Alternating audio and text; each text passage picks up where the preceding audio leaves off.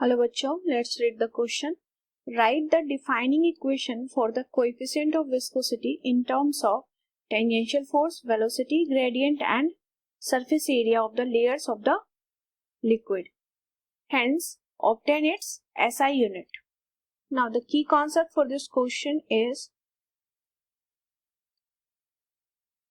Newton's law of viscosity. यहाँ से Newton law of viscosity का यूज करके हम कोएफिशिएंट ऑफ विस्कोसिटी का एक्सप्रेशन फाइंड आउट करेंगे, उसके बाद इसका SI यूनिट भी फाइंड आउट करेंगे. नाउ कंसीडर एक फ्लूइड, ये कह सकते हैं एक लिक्विड ले लेते हैं. ये लिक्विड फ्लो कर रहा है विद सम वेलोसिटी v. ये फ्लो क्यों हो रहा है? अपर लेयर पर कुछ फोर्स काम कर रहा है F, that is the tangential force. Along the tangent काम कर रहा है, ये लिक्विड के लेयर पे काम कर रहा है. ये मान लेते हैं लिक्विड का जो लेयर है इसकी हाइट है x and a is the area of contact of liquid. Now तो अलग अलग लेयर्स के बीच, सपोज दो लेयर हम लेते हैं तो उसके बीच जो टेंजेंशियल फोर्स है उसकी वैल्यू है F. यहां से देख सकते हैं सबसे पहले अपर लेयर मूव करेगा, फिर उसके नीचे का, फिर उसके नीचे का लेयर. किसी भी दो लेयर के बीच का हम टेंजेंशियल फोर्स ले लेंगे. तो न्यूटन लॉ कहता है विस्कोसिटी का, अकॉर्डिंग टू दिस लॉ. तो डेरिवेशन करने से पहले हमने जो कंसीडर किया उसको लिख लेते हैं. तो consider a liquid is being pulled by a force F which produces a velocity v. A is the contact area of liquid.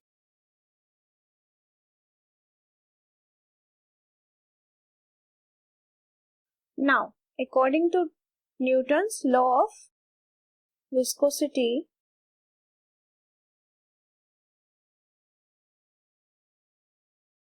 the viscous force between any two layers of liquid, that is viscous force F, is directly proportional to contact area, and this viscous force is also directly proportional to velocity gradient, that is dv by dx.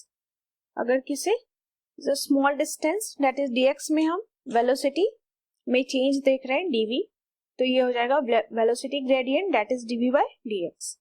अगर हम इस दोनों को combine कर दें तो ये हो जाएगा हमारा force is directly proportional to area into dv by dx.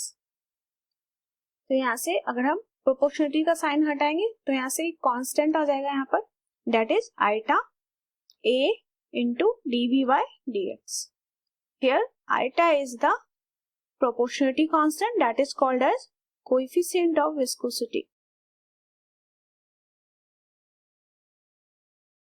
तो यहाँ से हमारे पास coefficient of viscosity की वैल्यू आ गई force by area and divide में ही होगा ये dv by dx. That is the expression for coefficient of viscosity in terms of tangential force, area and velocity.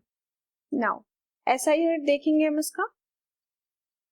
SI unit is force newton, area हो जाएगा metre square into dv that is velocity. Velocity होता है metre per second, तो metre by second, and dx नीचे है तो metre, metre से metre cancel, तो ये हो जाएगा newton, newton into second, second ऊपर डिवाइड बाय मीटर स्क्वायर, तो मीटर पे पावर -2.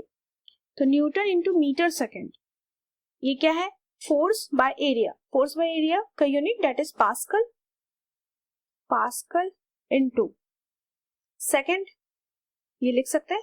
ऐसा यूनिट हो जाएगा कोएफिशिएंट ऑफ विस्कोसिटी का, that is newton per metre square into second या पास्कल इंटू सेकेंड. तो उस क्वेश्चन में की कॉन्सेप्ट में हमने न्यूटन लॉ ऑफ विस्कोसिटी देख लिया. इसको न्यूटन के लॉ के स्टेटमेंट को हमने कंबाइन किया, तो यहाँ से कोएफिशिएंट ऑफ विस्कोसिटी की वैल्यू आ जाएगी. फिर उसके बाद SI यूनिट में हमने देख लिया, that is newton per metre square into second, that is pascal into second. I hope you understood it well. Best of luck.